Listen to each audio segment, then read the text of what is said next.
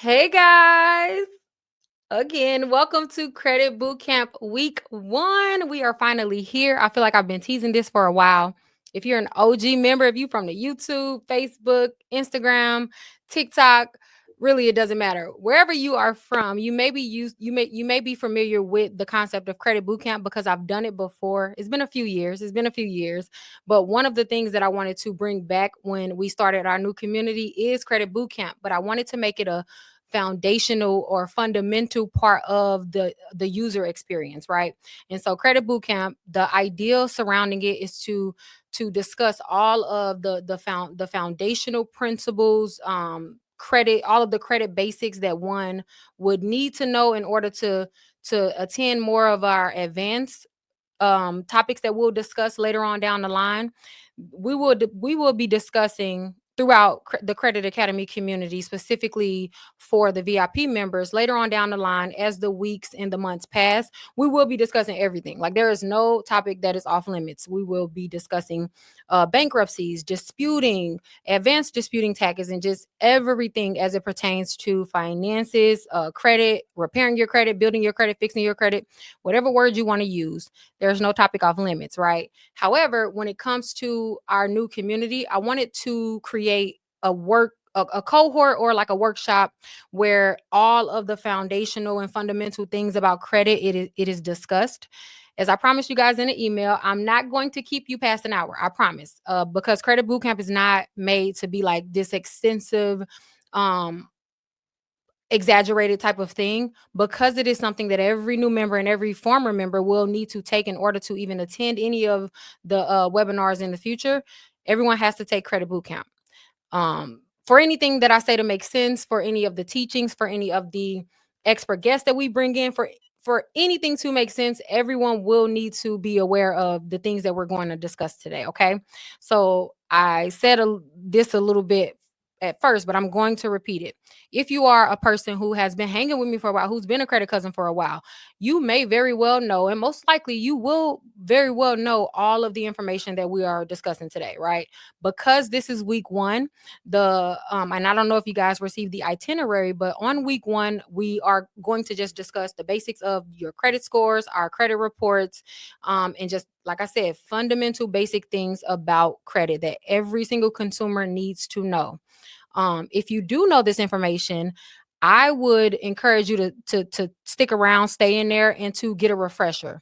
One of the things that I realized as well with myself is, as I have been preparing the community and preparing Credit Bootcamp, I've done a lot of reading and rereading, rather. And as much as I'm an expert in the field, I was also refreshed by going over the same information that I hadn't really thought about in a while, right? So that's why I encourage everyone to go through Credit Bootcamp. Not only is it recommended, but it is required if you do plan to attend some of the advanced topics that we discuss later on down the line. Okay, so I'm a hop right in because we're already a little bit behind time, but that's all good. I'm going to hop right in. Let me know when you guys can see the presentation. Let me know if it's clear to you, and then we're just going to get the ball rolling because, like I said, yeah, all of that happened, and that's fine. Also, really quick, as I'm waiting for you guys to tell me, the replay for Credit Bootcamp, it will always be available within 24 hours of going live. Okay, so it'll be available in the event hub. So where it says Credit Bootcamp Week 1, you'll be able to rewatch it. As well as you guys will receive an email tomorrow from the platform, or if you have your push notification set up, you'll also receive a push notification when the replay is available. Really quick, is my mic too loud? Is it peaking? Can you hear me clearly? You guys know I get real excited sometimes when I'm discussing certain things. I just want to make sure we are literally all good before we go. Um, and I'm trying not to, like I said, extend you guys past an hour because I did promise that. And I am also challenging myself because y'all know we do the 2 to 3 hour webinars every time we see one another. But I did not want to do that for Credit Bootcamp because it is required for all members. And it's not meant to be that, right? We'll have our separate discussions, Q&As throughout this week. Um, at actually, as the week passes, when we are going on this workshop journey, you'll start to receive handouts, and we'll be having group discussions, group topics, all surrounding that week's topic, right? So because week one is the fundamentals, the FICO fundamentals, throughout the week we'll be having these discussions. I'll be sending you guys things, and we'll be having different attributes that will all relate back to this week's topic. Okay. All right, so if you guys are ready, I'm ready. Let me take a sip and we're good. What are you guys watching this on? Are you watching this on your phone, TV, computer? Let me know. All right, great.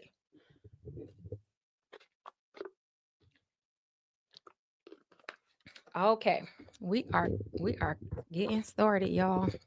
I try not to be too close because y'all, like I said, y'all know I get loud. Y'all know I get loud, okay? Okay, perfect, perfect. I'm ready. I'm ready. I'm so ready. Shout out to y'all for sticking there with me. And no, it's not a pre-recording, y'all. I just didn't know y'all couldn't hear. Okay. FICO fundamentals. Number one. First of all, welcome to Credit Bootcamp Week 1. Today we are going to discuss the fundamentals of our credit scores. Okay. Um, why will my dog start barking right now? All good. All right. So can y'all hear that really quick?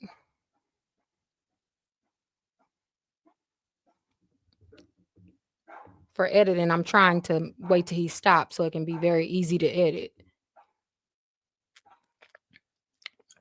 Okay, it's fine. Somebody just rung the doorbell, so he'll do it for 20 seconds. Okay, we good. We good. Okay, so this week we're going to discuss, or we're going to start off by discussing our credit scores, right? It is pertinent. It is very important for everyone to understand how our credit scores are broken down.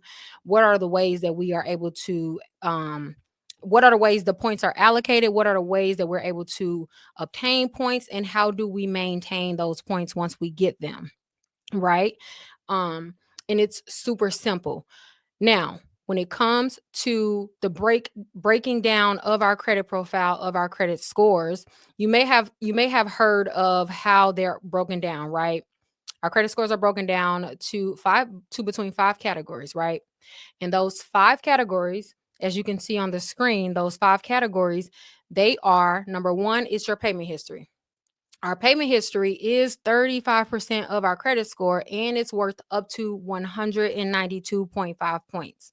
And then it is the amounts owed section, or some refer to it as the credit utilization section, right?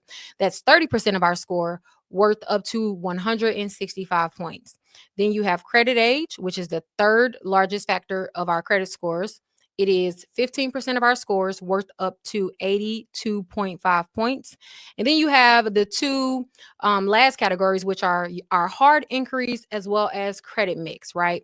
These two categories are equally yoked. They're both worth 10% of our credit score, as well as up to 55 points each. Okay. So if you go through and add all of the five categories up, you are going to get a sum total of 550 points.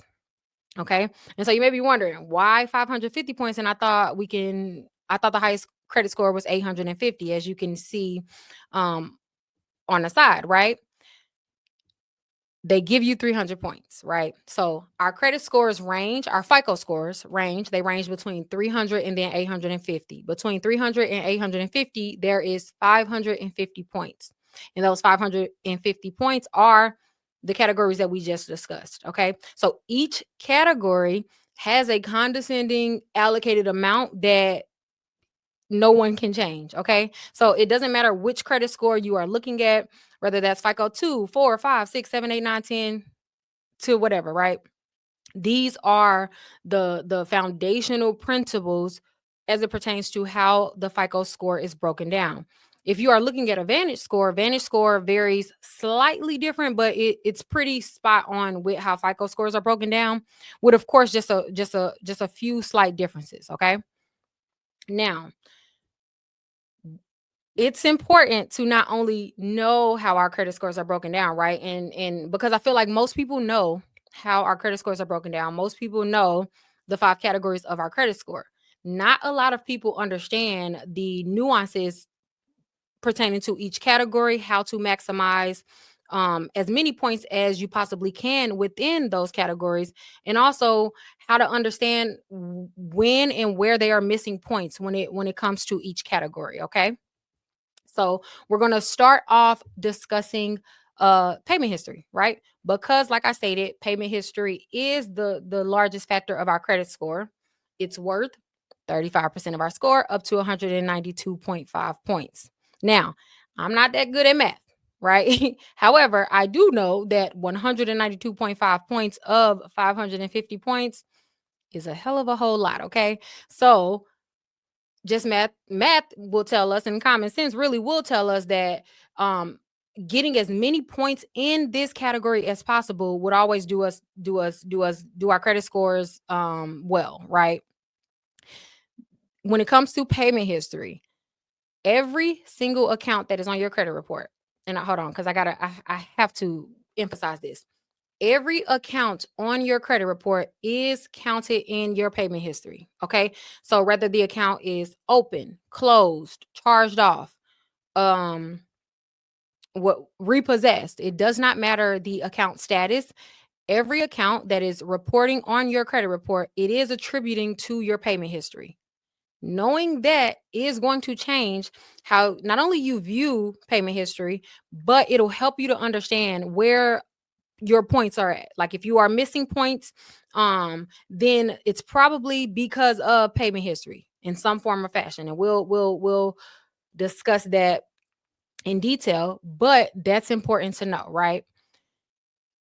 Every account listed counts for 7 years, right?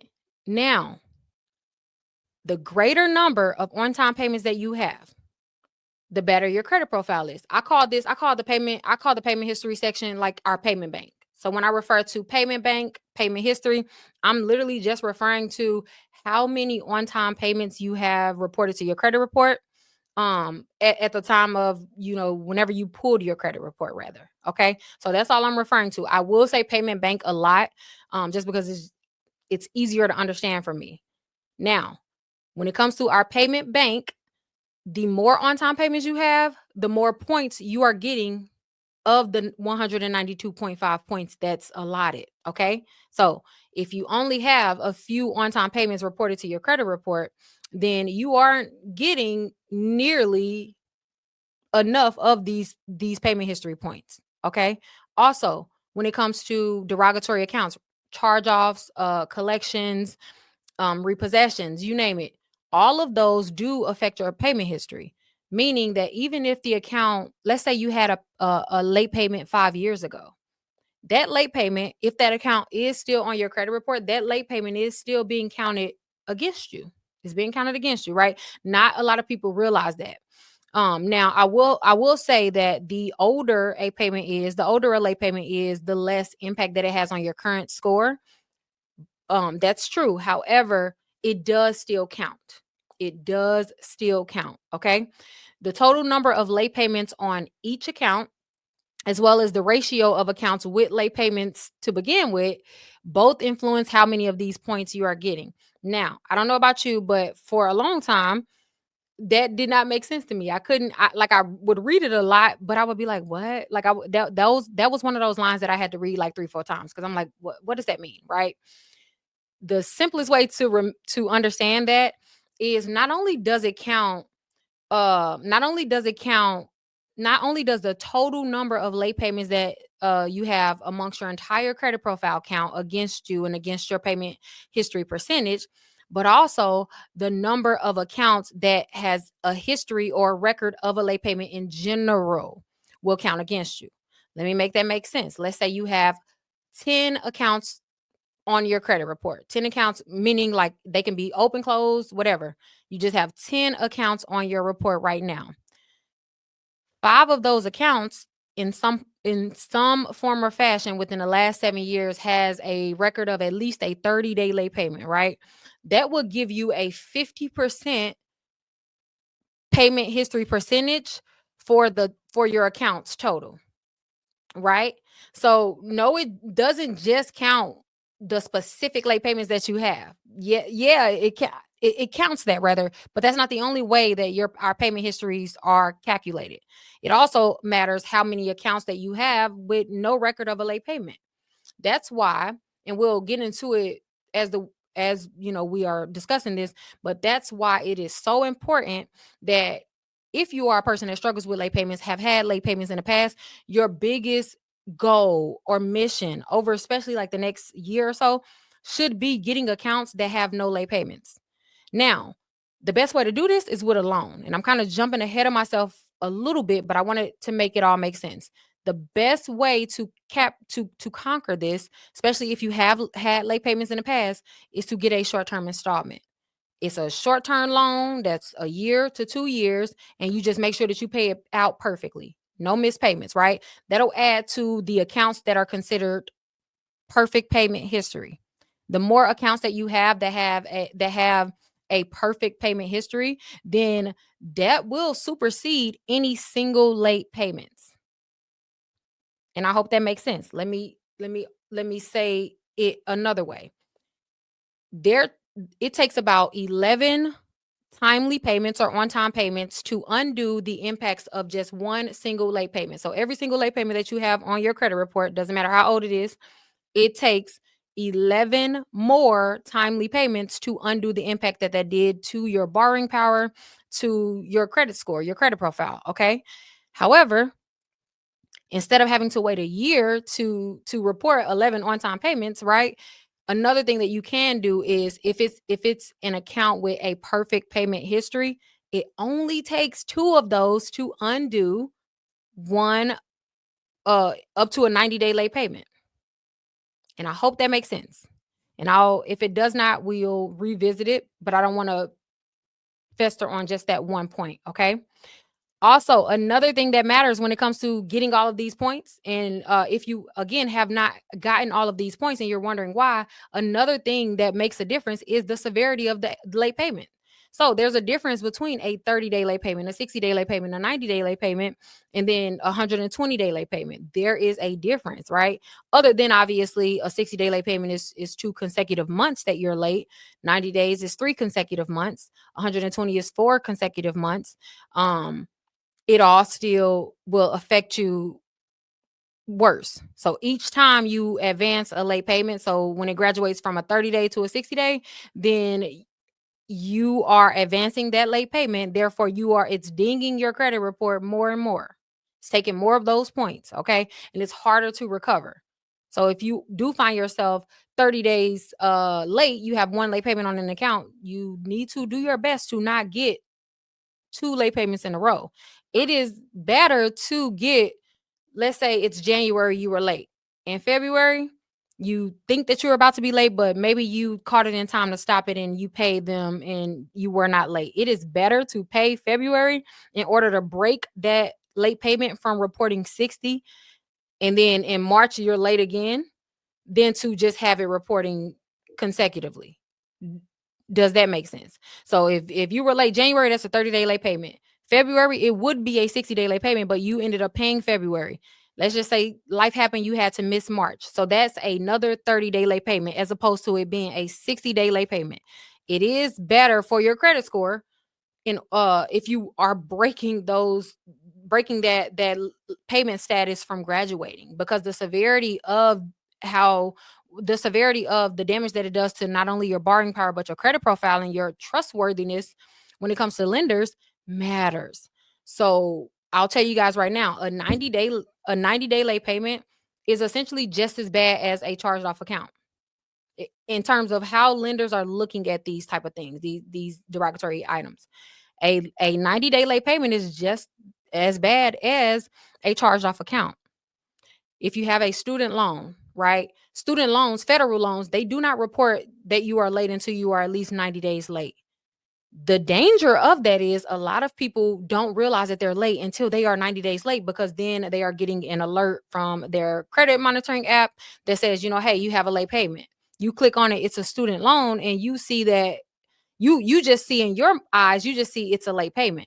What you don't realize is that late payment has been reported as a 90-day late payment, because they don't report 30 days, they don't report 60 days. They literally will wait until you are 3 months past due in order to even report that to the credit bureaus, right? So on one hand, they do give you a little bit of time to catch up before they report you, but on the other, once they do report you, that 90-day late does a ton of damage. This is why student loan late payments particularly sting pretty much the most. Sting pretty much the most. And as we go throughout the weeks, we'll discuss how to dispute that and all of that, but that's not what today is about. Okay?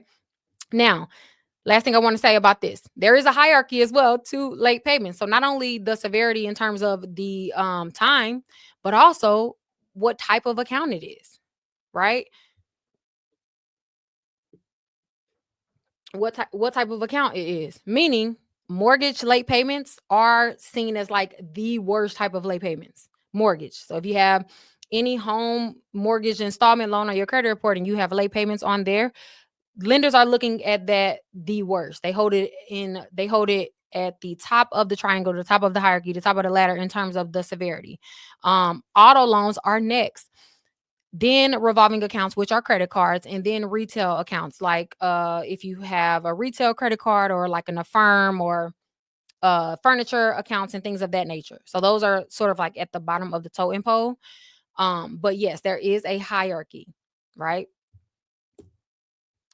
Now, I always want to mention this because a lot of people are super close to this number and they may not like y'all may not have never even realized it, right? But as I stated, the payment bank that we were just discussing, the more on-time payments that you have collected in that payment bank, the more resilient your credit profile is, your credit score is to any like changes. Let's say you've been doing good for a while and then, life happened or whatever and you received a collection out of the blue, or maybe you did get a late payment. That late payment or that collection or derogatory account is not going to affect you as much as it would affect somebody who does not have a wealthy payment bank, right, that's saved up. So the more on-time payments that you have, the better, right? Going a step further, if you ever find out how many on-time payments that you have, which by the way, Credit Karma will tell you for free. Credit Karma will tell you. So just look at the number that they have reported under your payment history percentage, and it'll tell you how many payments that you have currently in your bank. When you reach past 500 payments in your bank, your on-time payment bank, regardless of if you have late payments. I want to be clear.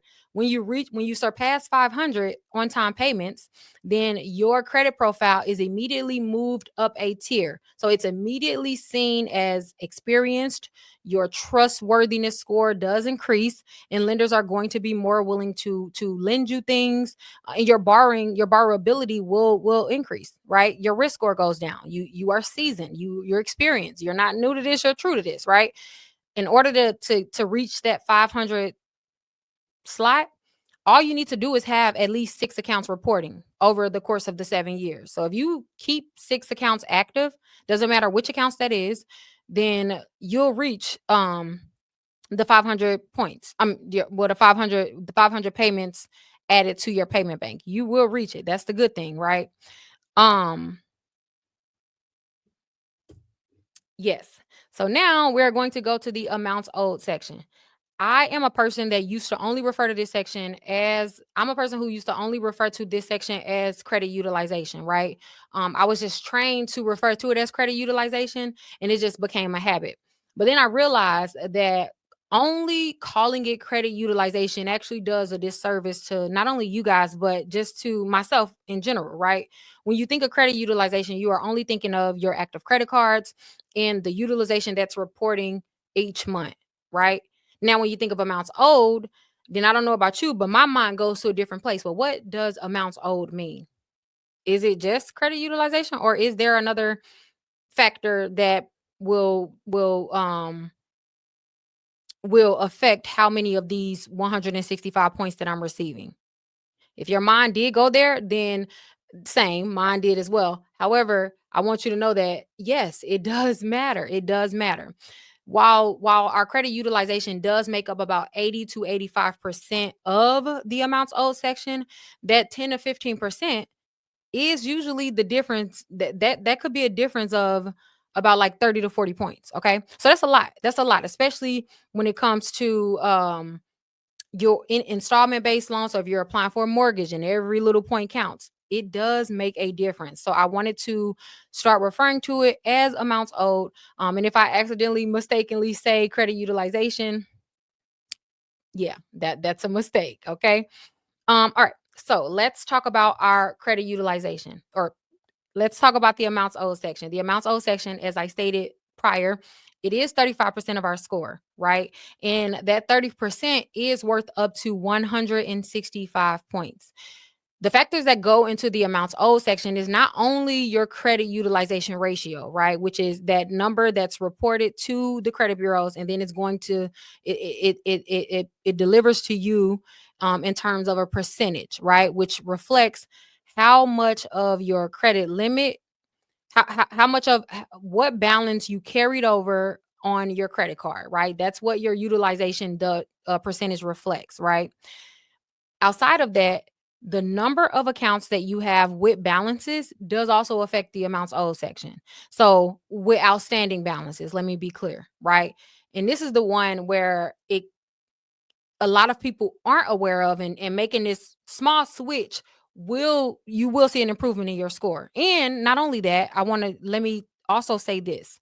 When it comes to the amounts owed section, this is, hear me, if you have low credit limits, if you don't really have luck with applying for credit cards, and you don't really have luck with getting high limits and things of that nature, then it is more than likely because of this section, right? When we are applying for credit cards and things of that nature, lenders are looking, inspecting this section primarily, right? So every difference matters, right? So I say that to say that the number of accounts that you have with outstanding balances does affect this section.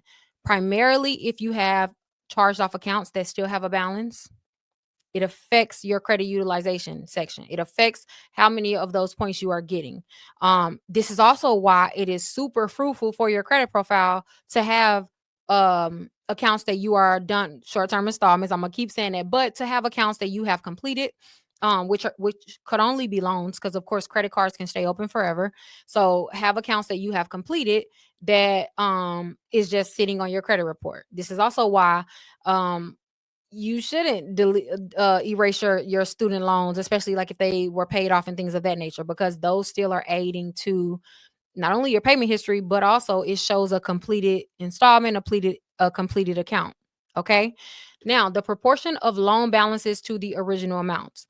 I wanted to include this one particularly because if you have ever gotten a credit card denial, and we'll talk about denials more in week 2, but this is one of the main top reasons why people are denied for credit card applications or credit limit increases. It is because of this right here. So if you've ever, again, gotten denied and you looked over your denial letter, one of your denial reasons was likely the proportion of loan balances to the original amounts.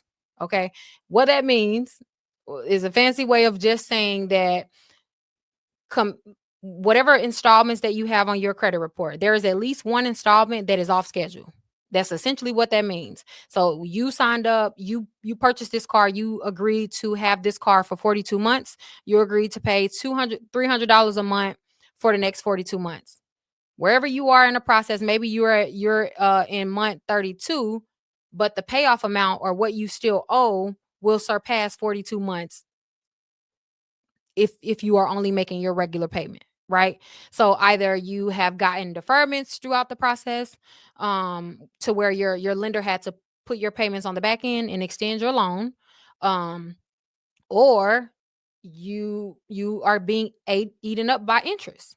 Interest is one of the things that affect this category, which is why not a lot of people don't realize this, right? I I don't know about you guys, but the very first car that I had a 28% interest rate. A 28% interest rate. I was paying for that car for, I kid you not, maybe I think 3 years. 3 years, it could have been longer, but around 3 years is when I tried to trade in a car to get a new car. I was then given the news that the amount that I still owed, the payoff amount, was worth more than the car, and it was near the original balance. Like it was near what I had originally agreed to pay, the total balance, right? Therefore, that loan, because of the interest, because I had made my payments every single month, I didn't defer it, didn't even know what that was at the time. But because of the interest killed me on the back end, that loan was being seen or viewed when it comes to my credit report as off schedule, behind schedule rather. Therefore, every single application that I submitted after that, it affected me heavily. It affected me heavily simply because the proportion of loan balances to my original loan amount wasn't on schedule. It was not right. Right. This is why, especially if you have like a mortgage or any installment, really, but a mortgage or a car, making principal only payments will heavily reduce this number. So if you are putting any extra funds towards any installments that you have, it is always best to do principal only payments. Always. Just remember that. Always best to do principal only payments so that you are eating away at that interest and you are not put into a position where you're just making your normal agreed upon payments. However, the system is showing and deeming you off schedule or behind schedule based on interest. Okay. That typically only happens when there's high interest. So if you have, I see this a lot with payday loans. If you have gotten payday loans, if you have a charge card, and you carry over the balances regularly, the interest on the charge card is astronomical, right? So that interest will eat up the balance. Like it'll you'll be digging yourself into a hole further, right? Now the only loans that this doesn't affect in terms of how lenders view it are student loans. So again, we'll touch on this more next week, but if you are getting a denial reason where it does say this and it is pertaining to your student loans, then your student loans are not reporting properly. That just means that because student loans are allowed to be deferred, we're allowed to be in deferment. Sometimes when you're still in school, your loans will be in deferment, right? We are not to be penalized for that, right? So if your student loans are dinging this or triggering this denial reason, it's because your student loans are reporting as regular installments, but they're not reporting as educational loans, which is a difference, right? So just a little FYI of or amounts owed section. Credit utilization makes up about 80% of those points of the 165 points, but that 20%, 15 to 20% remaining, the small nuances that we mentioned today, those do make the difference, right? So if you want to maximize these points, address any outstanding balances that you have on closed accounts. Outstanding balances on closed accounts are always wrong, guys. It's always seen as a bad thing. If the account is closed and you still have an outstanding balance, there is something wrong. Lenders are immediately, that's a red flag, because why is your account closed and you still owe a balance? So that would either mean that the creditor charged it off, or they closed it because they did not want you to continue to spend or whatever, or you may have closed the account, however, you failed to pay the account back, right? Or obviously, if the account is charged off, it'll have to close and collections, right? So it's never a good sign that an account is closed with a balance. Better to settle. It's better to settle that account before you allow it to remain. We're doing good on time. Okay. Okay. Now, we all know what credit utilization is. But just for credit bootcamp references, credit utilization is calculated as the percentage of credit you are currently utilizing compared to the total available limit on your credit card. Okay. So to determine this, all you'll need to do is take your statement balance and then you'll divide it by your total credit limits, and then you'll get your credit utilization ratio. Or easier way is take your credit limit and then whatever balance that you have reporting, you will just divide it by one another and you'll get your credit utilization ratio. Okay. This is the more important part as it pertains to credit utilization. Now, credit utilization is percentage based, meaning that we understand when we see credit utilization, we're typically recommended or taught to report a 30% utilization, right? In fact, even official banks and lenders, they will tell you and they will have listed in their app, and even credit monitoring services, they will say, report under 30%. It's a recommendation. It's recommended on your credit card, and you essentially you will be good, right? That's not true. That is not true. Um, Not that they are lying, right? Because I guess essentially you technically you will be good if you report under 30%. However, if you are wanting to increase your credit score, if you are trying to grow your credit score, repair your credit, if you have derogatory accounts, I'm not going to tiptoe around this. I'll just have to say it straight. We're in Credit Academy. If you are a Academy member, 30% is not acceptable. 30% is not acceptable simply because you're leaving way too many points on the table. Right. I assume that everyone here has a common goal to increase their credit score as much as possible. Not even just your score, increase your borrow worthiness as much as possible. The only way to do that is if you are maximizing every point that you can control. Credit utilization is probably the one category on our credit reports or within a breakdown of our credit reports that you can control on a monthly basis that has the power to change your credit score, your credit report, your borrowing power on a month-to-month basis. It is super powerful. Yes, it's the second biggest category. However, it is as powerful as payment history. Okay. Now, when it comes to utilization percentages and all of that, people will tell you a bunch of different things. I'm going to tell you this. Between 1% and 9% is always recommended. That's always the best option when it comes to, again, increasing your credit score. And I'll go one step further as well. If you have derogatory accounts, if you are currently trying to repair your credit, then you really have no room or leeway to really be messing up when it comes to credit utilization, because you need these points. You need these points in credit utilization because your collections, charge-offs, repossessions, bankruptcies, they don't affect this section, right? Unlike payment history, where every single account on your credit report is on our credit reports are affected, credit utilization is not affected by your derogatory accounts. Okay.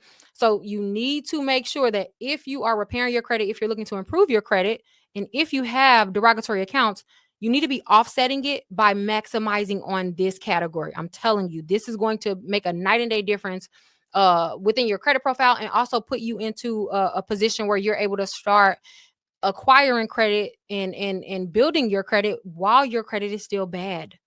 And when I say bad, I just mean you have the presence of derogatory accounts, derogatory remarks, right?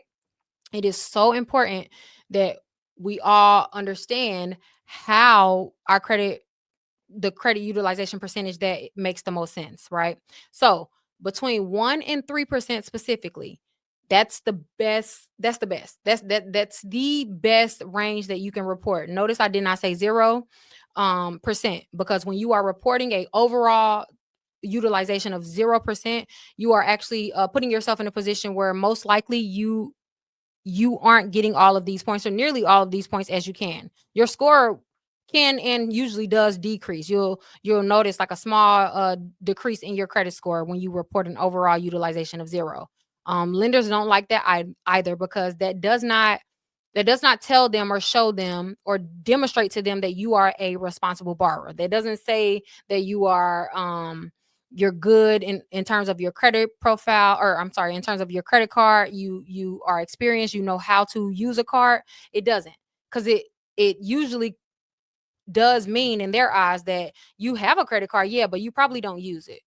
Most people don't use their credit cards, right? Which lenders don't prefer. They do not like they don't like when consumers don't use their credit cards, right? They want you to use the credit card because they're a bank, they're a for-profit company. Therefore, the more that they can get you to use your credit card, the better it is, right? Now, we don't subscribe to that theory either at Credit Academy, because we build credit responsibly. We don't go into debt in order to build credit, because you don't have to. You really don't have to. And we'll discuss that. But so let me stay on topic. So between 1% and 3% is always the best. If you are applying for anything, whether that's a home, a car, a credit card, the month prior to your application, reduce your utilization to between 1% and 3% the month prior.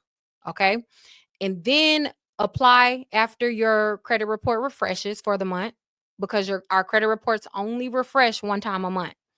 FICO only generates one credit report per month per consumer, with the exception of a rapid rescore, which is only done through like a loan officer if you are like pursuing a home loan. Okay. So outside of that, any other applications that you do, make sure that you reduce your utilization to between 1% and 3%. You're going to experience a boost in your credit score, right? But also on the back end, and outside of the consumer's view in our eyes, a lender will look at a 1 to 3% utilization and immediately you are more trustworthy, right? And I'm not, when I say look at, I'm not referring to like them personally running our applications, because we all know it's obviously um, machine ran, and the algorithm has already tagged what they like and what they don't like, right? So when I say a lender looks at it, I literally mean the algorithm of the applications, the machine that reads your application. It is fine tuned to prefer credit profiles with between 1 to 3% utilization reporting, more than any other percentage, right? And this was a study that was done. FICO did a study as well. So this is proven statistics, okay? And if you have experienced it, you'll also know, like, you I'm sure we have multiple people who have experienced this as well, myself included, right? Now, between 4 to 9% is great as well. So the point difference between 1 and 3% and 4 to 9% is not that much of a difference. However, that much of a difference in terms of points. However, like I said, that 1 and 3% is usually fine tuned within applications, right? But if you are under 9%, then you're good. You are good. That is still great. You are still getting most of the points that you could get that's available to you within our credit utilization or amounts owed category, and you're good, right? Now, there's something that happens after 10%. There is something that happens after our credit scores or credit reports um leave from under the green, is what I like to call it, but basically leave, go above 10%. And what that means, what starts to happen is you are now reaching or broaching into the category where your credit utilization is no longer considered excellent, great, premier, whatever, right? It is now being considered good, right? Just good. And yeah, I guess that's good if you aren't really looking to raise your credit, or if your credit applications have been favorable and you are satisfied with all of that, then yeah, do you. It's great. Now, it's a slippery slope though, because of utilization thresholds. Because of utilization thresholds. What are utilization thresholds? There are thresholds that are built into FICO and how points are given, rewarded to us, right? And those thresholds are a lot wider than most people realize. What those thresholds mean is, as long as you are still within one threshold, until you either surpass the threshold that's above the level that you're currently at, or decrease your utilization to the threshold that's under where you are currently at, then you are not rewarded any points. I don't know if you guys have ever experienced this. Actually, I want to pose the question. Have you ever paid off your utilization? Not even paid it all the way off to zero, but let's just say you put a big amount of money. You paid off a large portion of your credit cards, and you found maybe the following month that your credit score did not increase. Has that ever happened to you? Have you ever paid your utilization down and didn't experience a increase in your credit score, right? Or you received an increase in your credit score, but it was a minimal amount. It wasn't as much as you expected. It wasn't, it didn't give what you thought it was going to give, right? No, regardless of how much you put towards it. It could have been hundreds, it could have been thousands, depending on your credit limits, right? I see people saying yes. Yes. That that happens, right? That happens because you did not surpass the threshold. You are still within the threshold that you started at. Therefore, FICO does not have to reward you more points for that. What are the thresholds? So, this is technical. And when I say point 0.9, it's because I want you guys to understand the real numbers, but I may round it up to the next 10th. Okay. So between 1 and 3.9%. So basically between 1 and 4%, that is the best threshold that you can be in. Okay. When your utilization reports above 3.9% or above 4%, then you will notice a change in your credit score. Like I stated, but the first two levels is not much of a point difference, but it is a point. It's a small amount. It's not much, but there is a difference, right? Now, as I stated, once you reach above 10%, that's when you are starting to walk a fine line in terms of the amount of points that you are given. Because between 9% and essentially 30%, that's a large threshold, which is why I say like 10% on the surface, it does not sound bad. It doesn't seem bad. It seems like if you are reporting between 9 and 29%, most people would think they're doing good, right? Because that's what we're taught. That's just what we know. So I don't even blame you for thinking that. However, it's a slippery slope because now you are within that 9 to 29% threshold. And until you decrease your credit utilization to under 8.9%, then you are not going to see a increase in your credit score, certainly not your borrowing power, right? So I like to think of these as steps. Step one, like I said, is between 1 and 3.9%. And then step two is between 4 and 8.9%. Step three is between 9 and 29.9%. So if your utilization this month is 27%, and then you pay a couple hundred towards your credit cards, right? And you reduce your utilization from 28% to 12%. That should be a lot. That sounds like a lot. And most people will think that they've done enough. However, because they did not reduce their utilization to under 8.9%, their borrowing power did not change, right? You may have been given a few points, literally a few points, depending on what score your lender is pulling. However, your borrowing power did not change. You are still on step three. You are still at step three, right? Step four is where it starts to get severe. So step four, as you see, I cut it off right at between 30 and 48%, because that's where you're literally in the danger zone. You are literally in the danger zone after 30%, because between 30 and 48.9%, that is where you are losing a lot of points. And I'm going to go over how many points we're losing in case one doesn't know. Right. And then step five is 49% to 68.9%. Step six is 69% to 88.9%. And then the highest step that you can get is 89 to 100 and plus, 100% or over, meaning you have surpassed your credit limit. What is so important about 48.9? The OGs may already know this answer, but let me let you guys know this.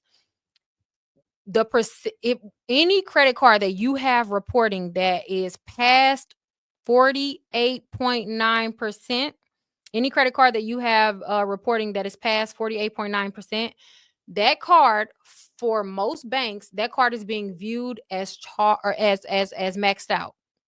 Right?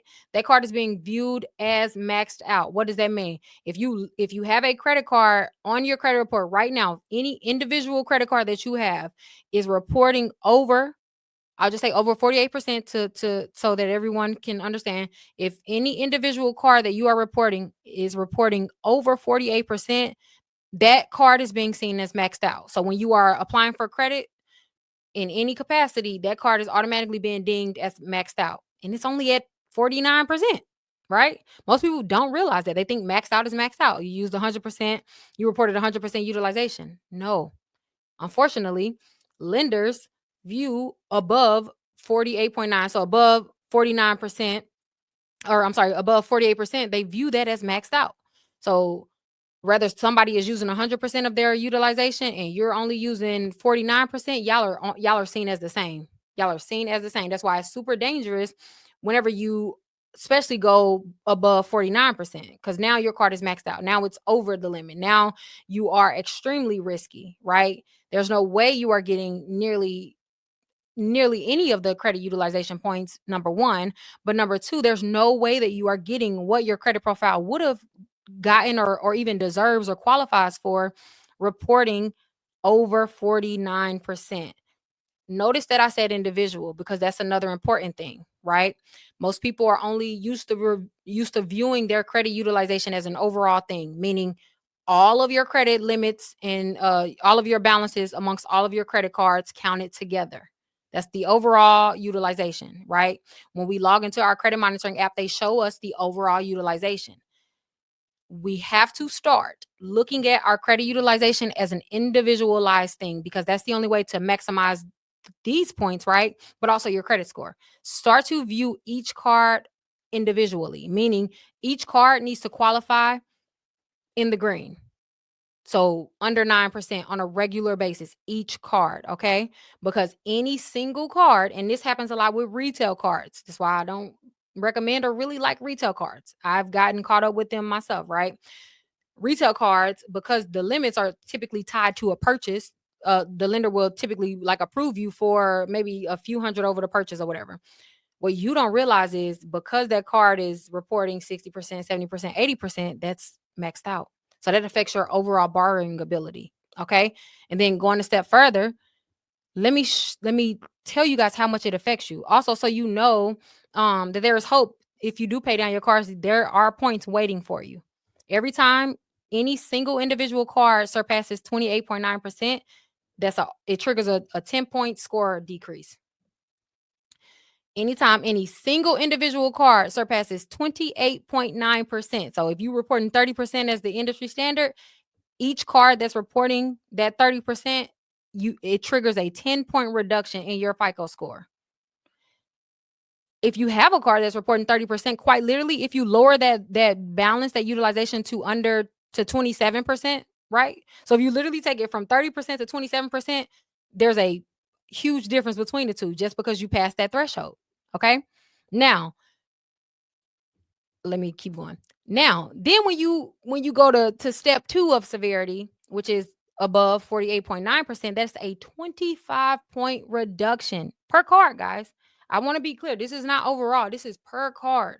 So you have 5 credit cards and 3 of them is reporting over 10% or I'm sorry, over 30% or over 50%, then that's an individual trigger or reduction of 25 points if it's over 48%. 25. That's a lot of points. That's a lot of FICO points, right? Again, it's single, every single card, which is crazy, right? Now you surpass 98%, 45 points, guys. 45 points. That is a hell of a lot of points, right? So the great news is if any of your cards are reporting over, let's say 98%, the greatest news in that is look how many points that you are going to gain back when you get that down. So this is what we're gonna do, and I'll post a challenge in a group this week. We're gonna knock out these 3 tiers. The takeaway to take home message for today is thresholds: 98%, 48%, and 28%. That's what we're just gonna call it: 98%, 48%, and 28%. The first thing we're going to do as a group is ensure that all of our credit cards are under 98%. Once we ensure that each of our cards are under 98%, or if you already have all of your cards under 98%, then our next goal is to get every single card under 48%. We're going to graduate them down, literally. And then once you reach 48%, then our next goal is to get all of our cards under 28%. Once all of your cards are under 28%, then you immediately take yourself out of being considered an extremely risky borrower immediately within 30 days, within when however long it takes for your billing cycle to update, right? After all of your credit cards are under 28%, then as much as you can, get them as close to or under as close to between 1 and 9%. That's again the premier range. That's when you know you are maximizing your points. That's when you know that your credit score is the highest that it can be based on whatever else is on your credit profile. Okay. Again, if you have collections, hear me. If you are a person that has derogatory accounts, you are currently repairing your credit, you are currently sending your dispute letters or whatever the case may be. The best thing that you can do to complement a repair process is this: your utilization, getting it between 1 and 3% individually. It'll give you way more points than a deletion ever could, right? Most people think that repairing their credit is the only way or the only path towards good credit. And it's not. It's not even a path towards good credit. You can't repair your way to good credit. You can't dispute your way to good credit. And I say this as a person who owns a credit dispute, a credit repair platform. I will be lying to your face. I will be scamming you, quite literally, if I told you or if I had anyone in Credit Academy believing that they can dispute their way to good credit. You cannot do that. You can't, because of how our points are allocated towards us. You notice that there is no category within our FICO scores that rewards you for not having derogatory accounts. No, because we're not supposed to have them. We're not supposed to have derogatory accounts. Therefore, you don't. There's no reward for not having them, right? Like that. We are congratulating a fish for swimming. Is how our lenders and our credit scores view a person not having derogatory accounts, right? And I don't know about you guys, but when I first approached credit and learned about credit, I thought that I could dispute and repair my way to good credit. And then I was hard pressed to find out that, wait, I still have to build credit? What? Like what? Or where most people probably have, the reality is you start to repair your credit, you start to get those accounts removed, and your score decreases, right? Because you lost credit age. You lost credit age. And that's obviously a part of the process. And that doesn't mean a bad thing, obviously. And of course, I don't think that I have to say this, but I will. Of course, repairing your credit and disputing accounts, it absolutely complements your building process and makes it easier. Yes, you know what I'm saying? Like, of course, it'll never be a waste of time to get deleted or disputed accounts, derogatory accounts removed from your credit report. It'll only help your building process, right? However, it does not replace it, and that's important because quiet as is kept, you can build your way to good credit. You can build your way out of bad credit, but you cannot repair your way to good credit. Is that clear? You can build your way to good credit. However, you cannot repair, or you can build your way out of bad credit. However, you cannot repair your way to good credit, because the only route, the only method, and the only way to to ever have good credit is if you have built credit. That's the only way, because the notion of credit is your ability to borrow at its very core. What a credit score is, what our borrowing worthiness is, that number that we see, all credit boils down to is your ability to borrow, and at what cost. That's it. That's it. A lender pulls your report. The only thing that they care about or care to see is um what does your credit report say about you? How risky are you, and how likely are they to receive their money, to get their money back? That's it. That's it. It's nothing personal. Nothing, right? So if you are a person that has derogatory accounts, if you have if you have derogatory accounts that are in the past, right? Then as long as you are currently building credit, you'll notice that you'll still be able to be approved and all of that, right? This is also why I tell you, and I've been telling you guys this for years. And this is also why I don't have a full service credit repair agency, right? That's why I don't repair your credit for you. That would only ever enrich me. Not gonna hold you. All that would do is just add money to my pocket. No, the Credit Academy is set up the way that it's set up so that you can go through the process of repairing your own credit for one specific reason. And that's only because, again, whenever we drop our credit off and pay somebody to fix our credit, we usually just expect it to increase, and it's just like, okay, what's going on, right? We don't really take proactive steps in order to improve our credit on our own, nor do we realize that the largest improvements and the largest points are going to come from building, which nobody can do for you. You have to build yourself. Okay. And I can't wait till we talk about building credit within credit boot camp, but that's going to be a great one. Again, you don't need to pay anyone to repair your credit, myself included. Myself included. You don't need to pay me. You don't even need Credit Academy to fix your credit. You just need to understand how your credit report is, or your credit scores are broken down, um, and learn how to identify where you are missing points, right? And build credit. Okay. And again, a repair process. So I always recommend you, if you have derogatory accounts, repair your credit and build your credit. Make those two journeys simultaneous. Do not try to separate them, right? Don't think that I'm not going to start applying for credit until I fix my credit. Don't like that mindset is, I know it's a majority, like a lot of people usually think that, right? Like, I'm not going to really start applying for credit until this comes out, until I get this account off. That is eh, that's not beneficial to your credit profile in any way. Okay. The best way to build good credit is to have primary accounts reporting and paying on time. as you are repairing your credit, because then you are going to be able to enjoy your deletions, right? Because if you're not building credit alongside a credit repair journey, you are going to lose points most of the time when you are getting accounts deleted and removed. And I'm sure that most of you have experienced that, right? Because you only have credit age going for you, then and when you got that account deleted, it removed the credit age. Therefore, that collection being deleted off your credit report, it caused your credit score to decrease. Okay, so let me move on. All right. Speaking of credit age, yeah, we have two more categories, and then I promise we're done. I know we're a little over time. We started about 15 minutes late. All right. So credit age. Credit age is 15% of our scores. And it's worth 82.5 points. This your credit age, number one, it's an average. So you take your oldest account, you take the age of your oldest account and the age of your newest account, and then you divide them by the total amount of accounts that you have reporting on your credit report, and that'll give you your credit age, your average credit age.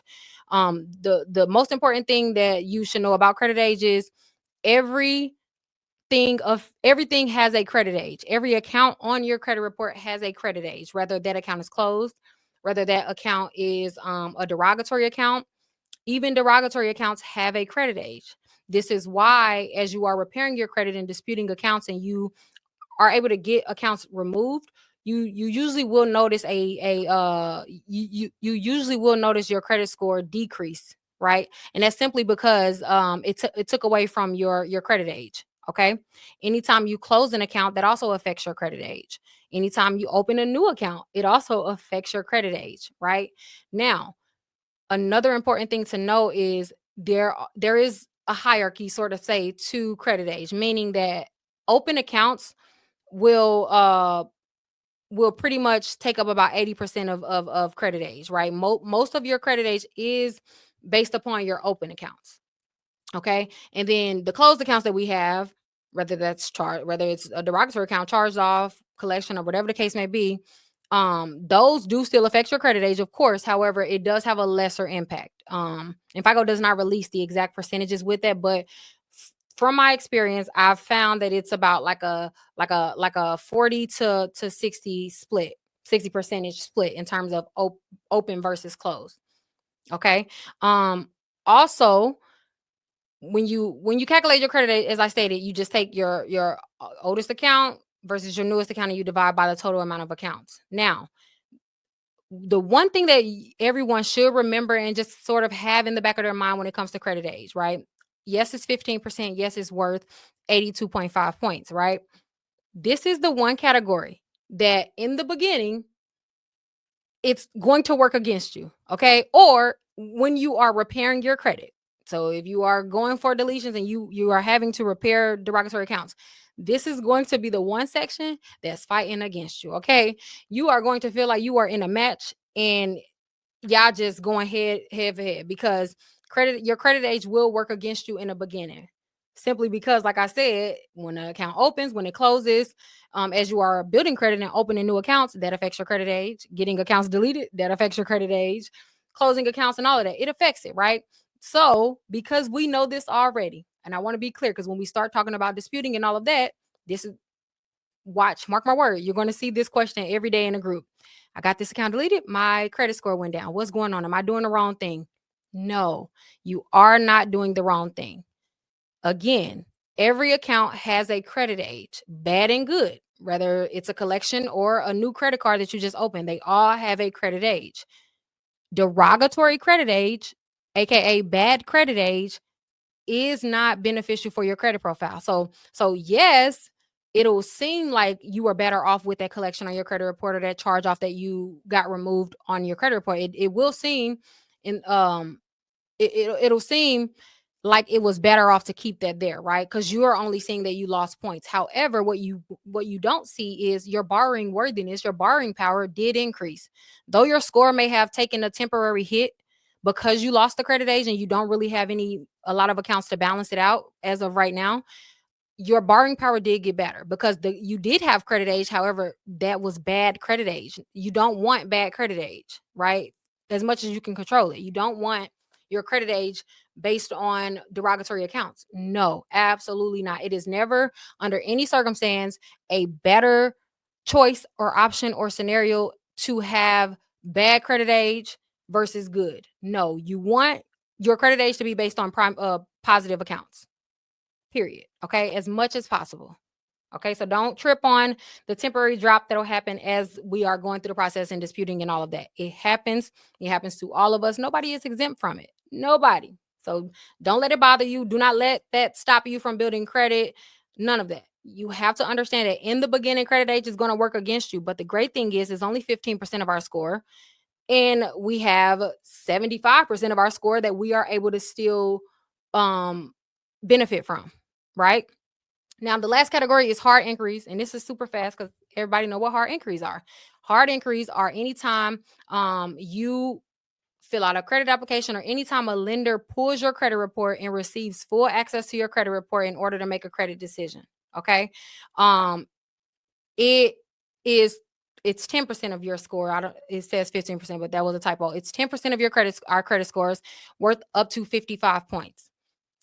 I'm going to just not even waste your time when it comes to inquiries, and I don't want you to waste your time when it comes to inquiries. When it comes to inquiries, inquiries are not nearly as important as most people deem them. They are not. Lenders do not care that much about inquiries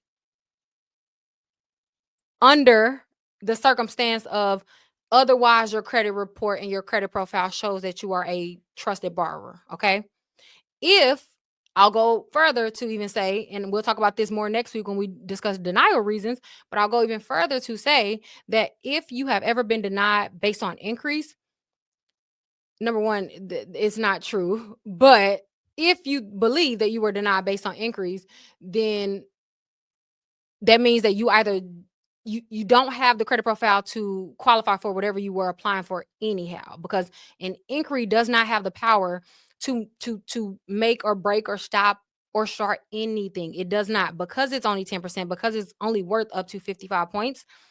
If you had 100 inquiries, let's just say, let's just say you had 100 inquiries, then you still can have a 795 credit score with 100 inquiries. Just think about that, because it's only worth up to 55 points. Okay. Also, most inquiries are deduplicated. So when you are applying for any installments, any loans, then if you apply for any loans within the same category, within 14 days, they're all deduplicated.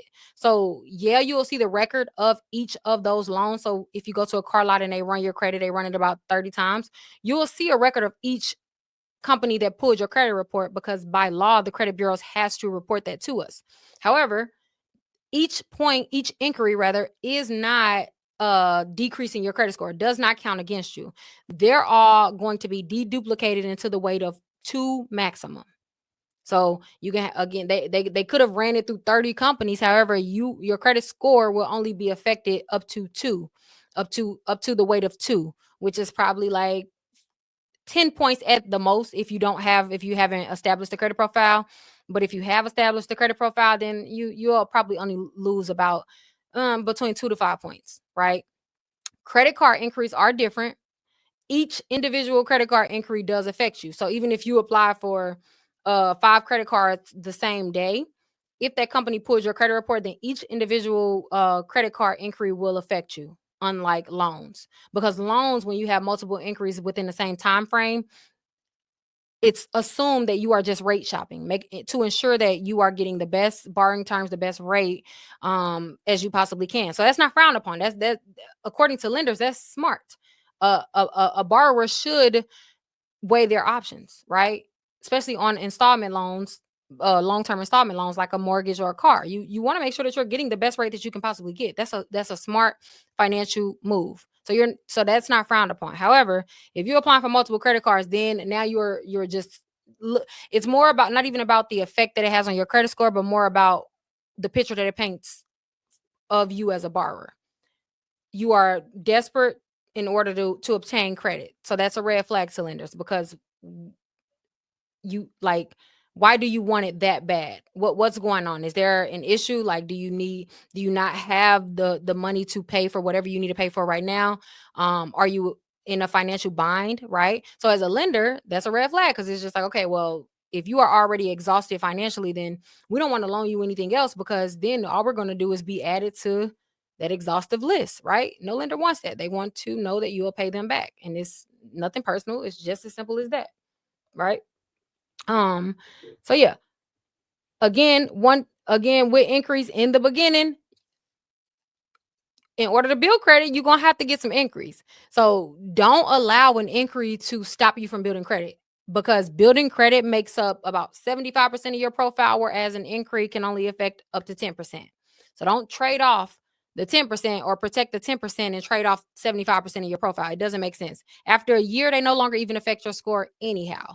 So you will need to have a few inquiries in order to build credit. Do not trip on those. Okay. I can't stress that enough. Last category is credit mix, which again we should say 10%. Um, it's worth the same amount as hard increase and worth up to 55 points. The only difference, though it's worth the same as our hard increase, the only difference between credit mix and hard increase is what it does to your borrowing power. Credit mix isn't significant in terms of points, but what it does to your borrowing power is significant. So it's important that you are establishing credit, and as you are building credit, you are making sure that you are hitting the list or hitting the marks in terms of what would be considered a great credit mix, because it doesn't matter how high your credit score is or how many years you have been building credit.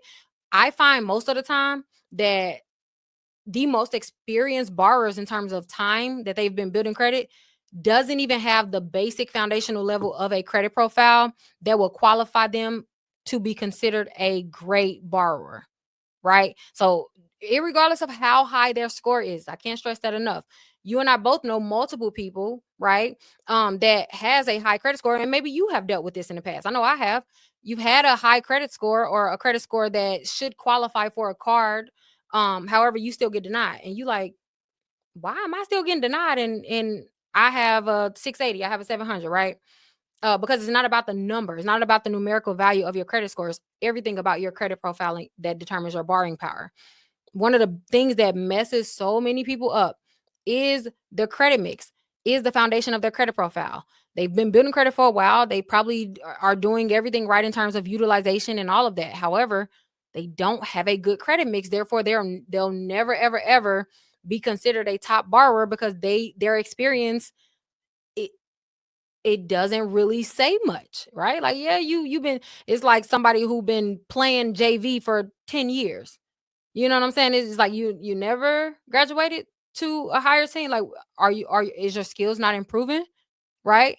Um, or somebody who have been in the same math class for all 4 years of high school, right? Maybe they got a C the last time, but one would wonder, you didn't took the class 4 times. I mean, at what point will it click, right? Will it hit different?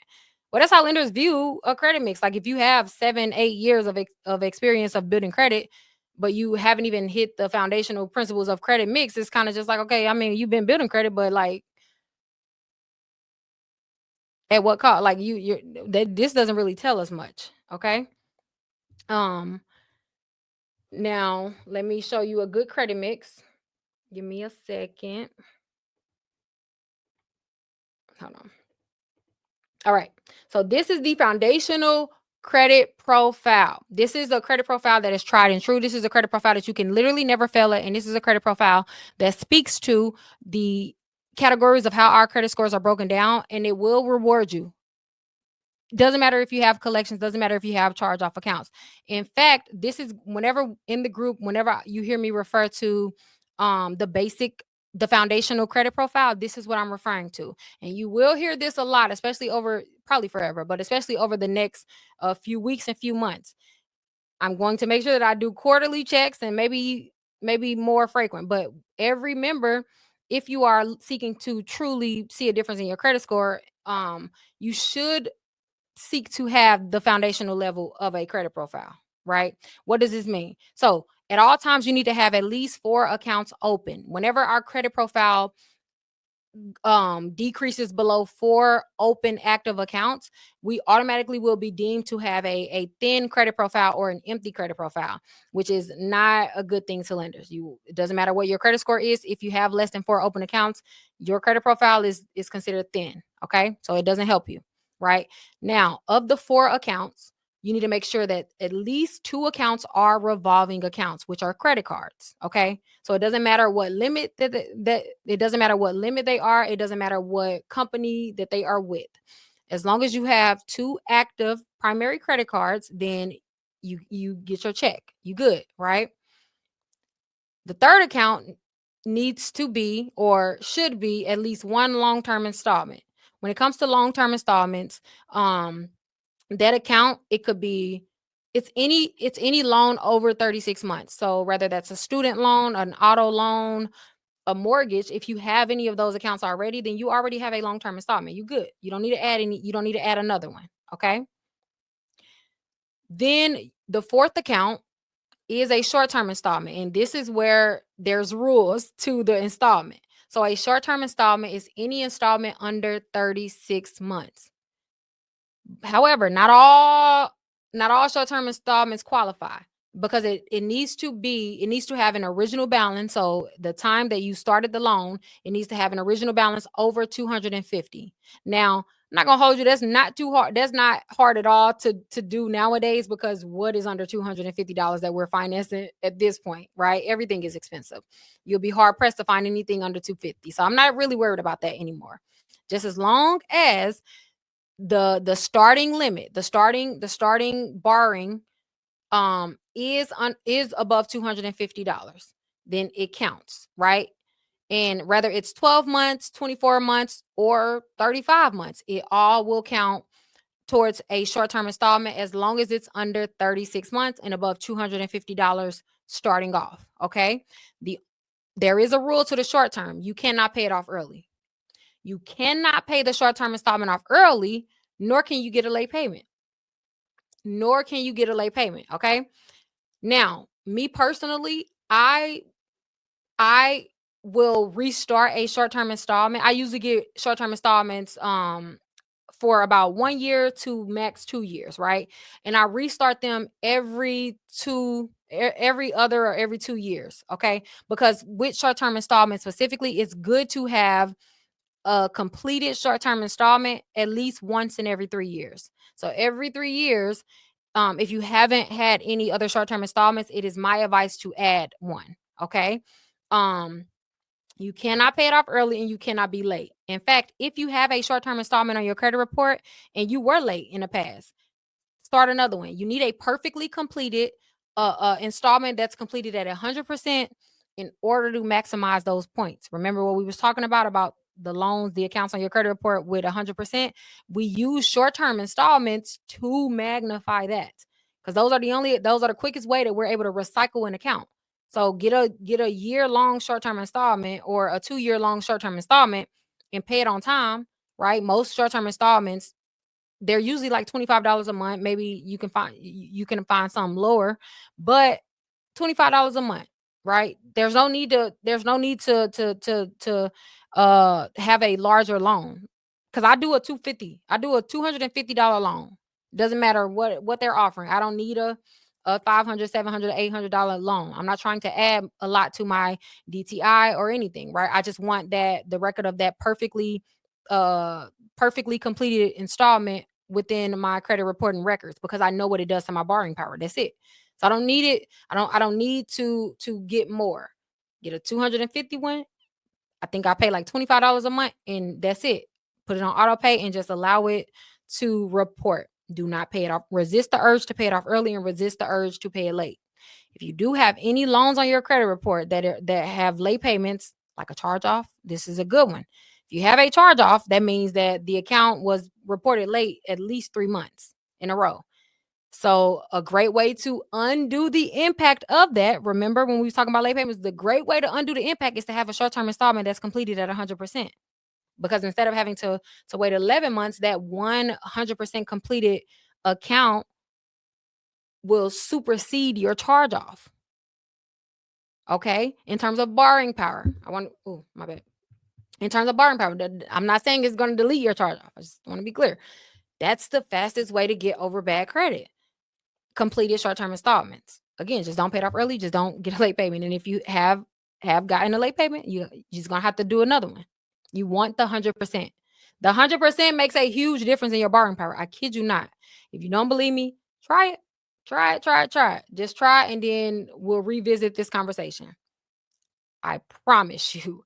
Many of you know that I specialize in home ownership. So I'm usually called in at the end of a loan journey where the person is near the closing table, and they either need a few more points in order to make it past the closing table in order to close, or maybe they're way off the mark. Maybe something happened since they did their pre-approval, and now they no longer qualify for their home, right?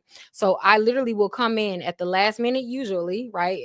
In best case scenarios, I'm given a little time, but 90% of situations, um, the realtor will call me, the lender will call me and say, "Hey, are you able to identify any areas of opportunities on this person's credit profile in order to get 12 points or 10 points?"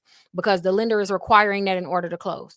Okay. First thing I look at is if they have any short-term installments. If they have a short-term installments, if they have at least one short-term installment, I tell them to pay it off up to 91%, meaning they're only leaving 9% remaining. So they're not paying it off, but they're paying majority off, right?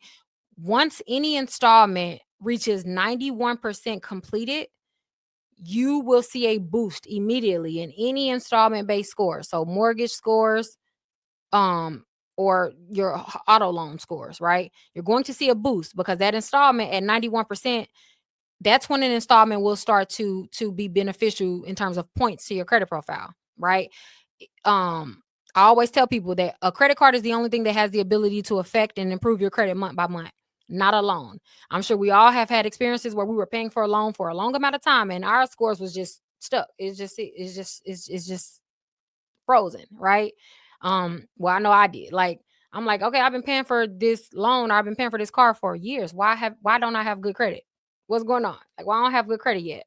A loan doesn't have the ability, or a loan doesn't really pay off until the end of that loan. That's when that loan becomes very fruitful to your credit profile, very beneficial to your credit profile, and also and changes your borrowing ability. Because a lender, yeah, you started a loan, they don't really care that you started a loan, right? That doesn't really say much. Anybody can get a loan. What they do care about is, oh, this person completed this loan, right? At 91% is considered you're at the finish line, right? Like, so if you did 91% right on timely payments, chances are you're going to complete this loan, right? So that's when it starts to be beneficial to your profile. So if you are ever applying for anything, but specifically like a home or a car, and you need a small boost, there has been times where I've gotten to them maybe 2 to 3 months before they closed, and we had time to open a short-term installment, like a self-lender account, and I just directed them to pay at least 91%, right? And we added that. So if you have at least 2 months before you purchase a home, you can do this. You'll add a short-term installment. After that first month reports, then you can pay off 90 up to 91% of it. Do not pay it off. If you pay it off, then it doesn't do anything. It does not do what I'm referring to. You cannot pay it off, but you have to leave a small percentage, specifically after 91% completion. Then our credit scores are reserved, rather, to reward us for that. Okay.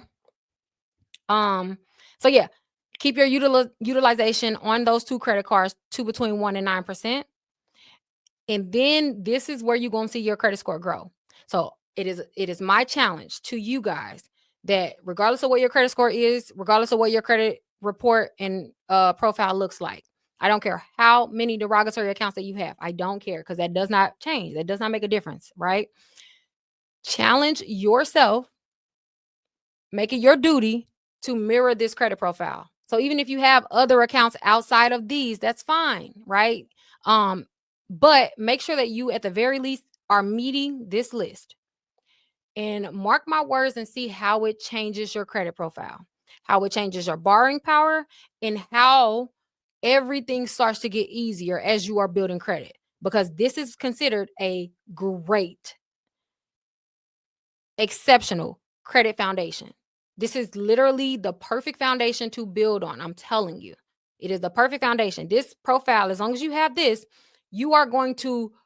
This is like the profile that is like the gift that keeps on giving. Because as you age, as you build credit age, which is every 3 months, our credit reports and our credit scores, our average age will increase. As time surpasses and you have these, it's going to continue to reward you. It's going to literally continue to pay off. So you cannot go wrong with this under any circumstance. If you just file for bankruptcy, if you have multiple derogatory accounts, mirror this profile and see how much your credit profile, borrower worthiness, and credit score begins to grow. If your credit score is stagnant, see if you are meeting all of these. And if not, whatever you're not meeting, then meet that and see how it changes your profile. Okay. Now, for everyone, this is the last. I promise y'all, this is the last one, because we aren't really talking. We weren't really supposed to talk about credit cards today, but I always have to mention this when I talk about the credit profiles. There isn't a day that goes by that someone says to me, Shonda, I can't get approved for anything. I can't get approved for a credit card. I'm applying and I just cannot get approved. No one is approving me. Okay. I always say that there is no such thing as a credit profile that isn't qualifiable for a credit card. There's no way to have your credit is not can't be bad enough in order for you not to qualify for a credit card. However, it can perhaps it just does not qualify for whatever card that you are pursuing. There's a credit card for every credit profile. There's a credit card for every or every borrower.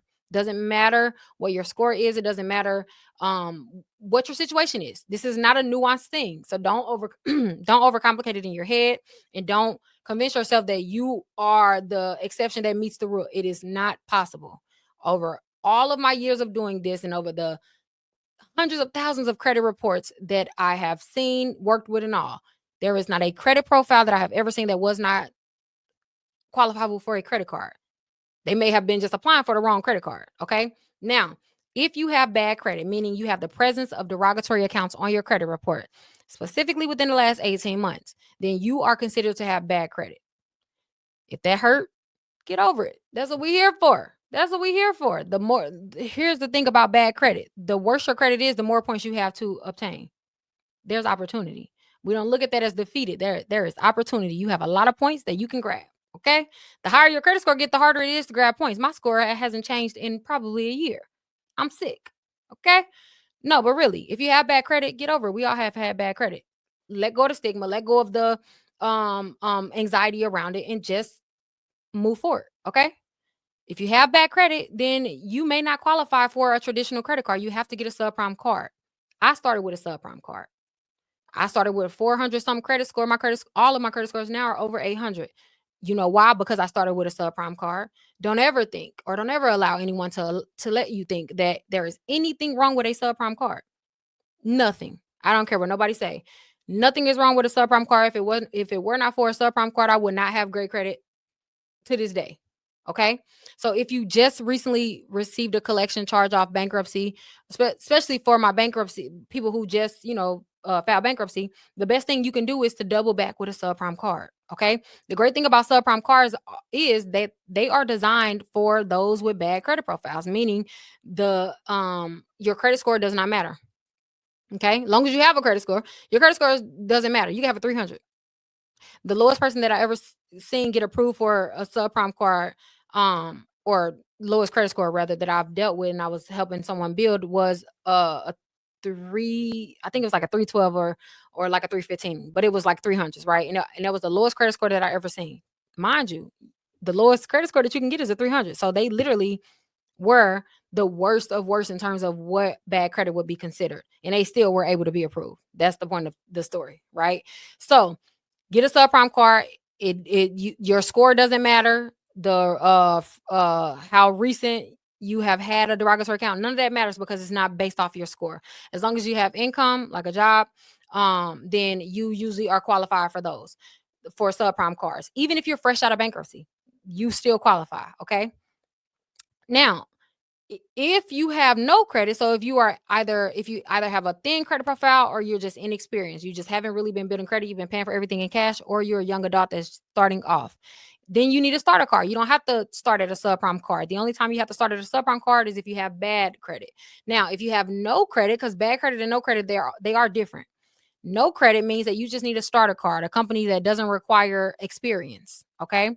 And those are going to be most student cards, or, as you can look on the screen, those are a list of my favorite starter cards, a list of my favorite subprime cards. Okay. If you have had a subprime card for more than 4 months, then you typically will qualify for a starter card as long as you have been reporting a low utilization routinely. And y'all know what low utilization is. We already went over it. Between one, I'm not gonna hold you. If you have a subprime card or if you have a starter card, aim to report a utilization between 1 and 3%. Yes, you could do under 9%, but it would do you well, and it'll speed up the process in terms of you being able to build credit and get traditional cards if you routinely report a 1 to 3%. That is a trick. 1 to 3%, especially on any card under $500. The worst thing that you could do is report anything, certainly anything above 10%, but report high utilization on a low limit card.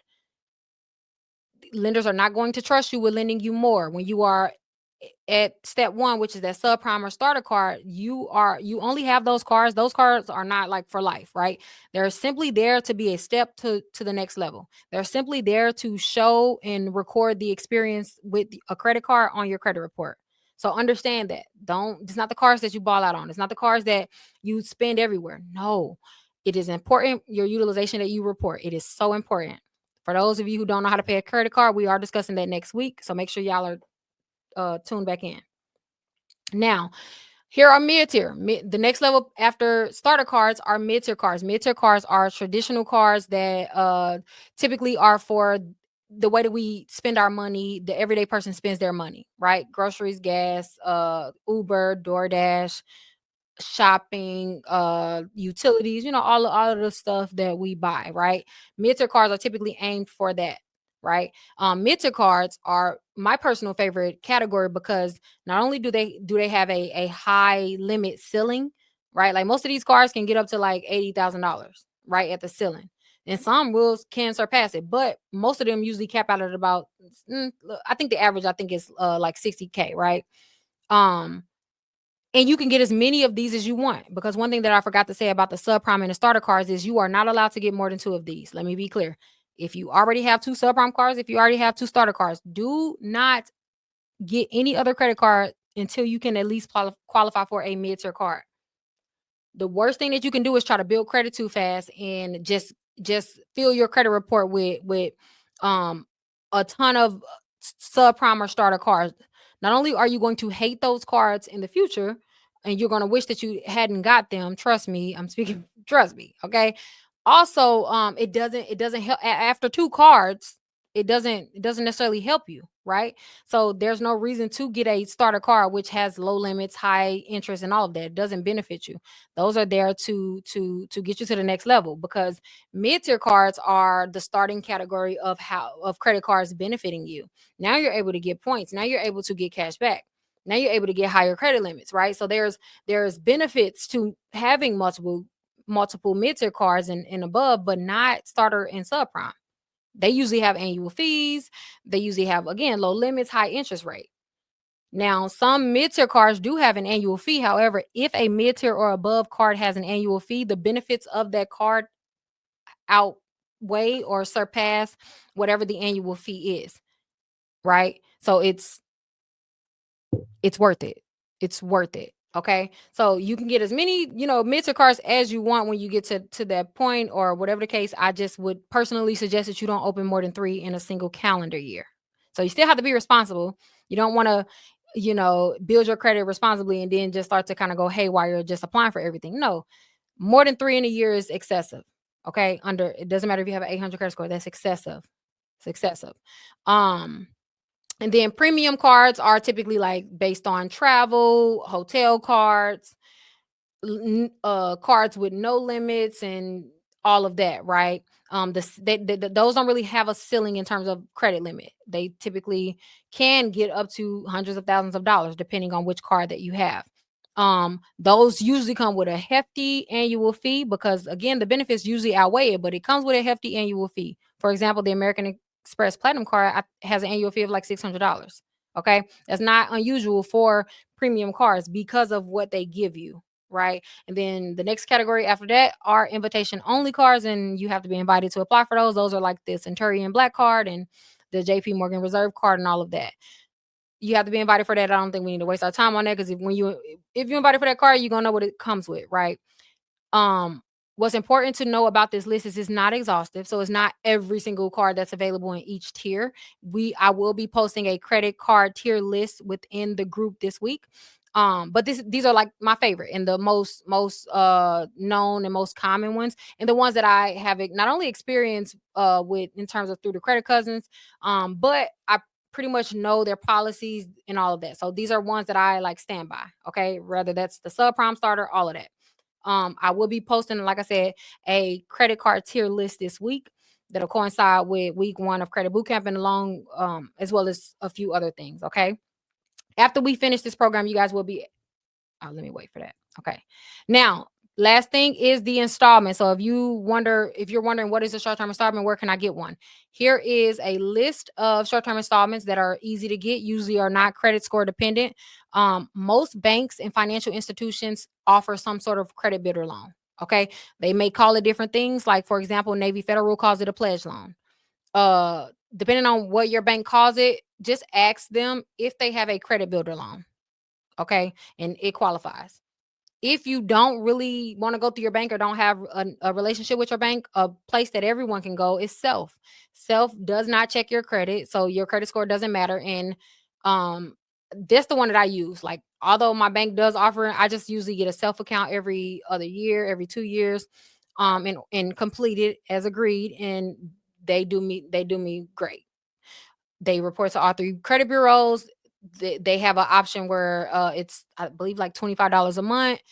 They meet the reporting requirements. They report every month. I literally have no regrets or no issues with them at all. Okay. Um, so Self is a great option. And then yeah. So that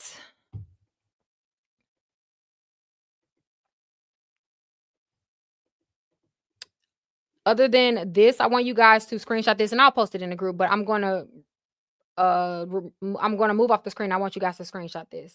Give me a second. How do I?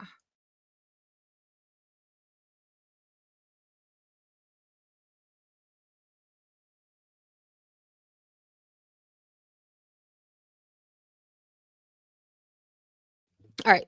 Oh, whatever. So I don't know if you guys screenshotted it, but I'll post it. I'll be posting it in the group as well. But what this is it gets you familiar with each category and what action or instance or what thing or sequence will equate to the most excellent category, and then also the very poor category in terms of each category. So 1 to 9% for credit utilization is considered excellent, 10 to 29% is good, and then 30 fair, etc. Payment history, 100% payment history, obviously that's excellent. That's the goal. um but it when you get to 99%, it's good. Then with payment history, once you get to 98%, that's fair. And then so on. Derogatory accounts, obviously, if you have zero derogatory accounts, that's the best case scenario. But there is no good when it comes to derogatory accounts. You'll notice good is marked out simply because when you have at least one derogatory account on your credit report, then you automatically are like it's automatically considered fair, right? Because a derogatory account is by default derogatory, meaning it contains negative payment history and all of that, and depends on what derogatory accounts we're referring to, it affects you differently, which we'll touch on next week. The differences between collections and charge-offs, the things that you need to look for on each different account. Um, Denial reasons, right? So we'll get way more specific when it comes to your actual credit report for next week. So if you guys will go to annualcreditreport.com, download a copy of your credit reports, I would advise that for next week specifically, because we'll be going through our credit reports. We'll be literally going through our credit reports, and I'm going to be pointing out different things that every account has to have by law. And then you'll be able to have a list of things that may be affecting your each account that you can dispute, that are legal, that are considered legal disputes. Okay.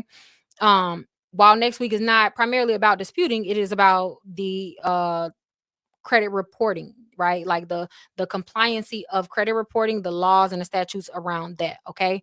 As well as, like I said, denial reasons. So we will discuss that more next week, primarily credit reports, okay? Um, I hope you guys learned something from week one. Again, week one was just the basics of our credit scores. I wanted to go in depth, and I didn't want to leave anything on the table, because as this 5 weeks go by, um, everything will build upon the last week, and then after we finish credit boot camp, then we can start getting into our complex and advanced webinars and learnings and teachings and workshops, right? Like, we're now, then we get to talk about advanced methods of disputing and all of that, right? But we have to have, I refuse to have a webinar about anything if the foundations are not laid. And I've made that mistake in the past. So I did not want to do that with Credit Academy, with this new community. I hope you guys are enjoying the new community, by the way. We have so much to come, especially after we get done with Credit Bootcamp. Then I can let loose. Then I can start like talking about things that I've been wanting to talk about. But we have to get this first. Now throughout this week, you will notice that you are being added to a new space, which is a new room within the community. Is going to be titled Credit Bootcamp. And in that particular group, you'll see handouts and resources and information that will coincide, like I said, with the week's topic. Okay.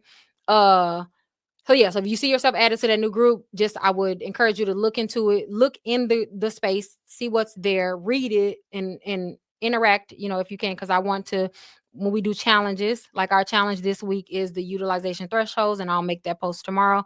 But I want to keep updated. I want all of us to go on this journey with one another, alongside one another, so that we are actually taking actionable steps, right? And we're not just going home, clicking off this live stream, turning it to something else, and then forgetting what we learned. That's not the goal here. Okay. We want to see 2025 Credit Academy members are not leaving 2025 with bad credit. Credit Academy members are not even leaving 2025 with okay credit or even fair credit.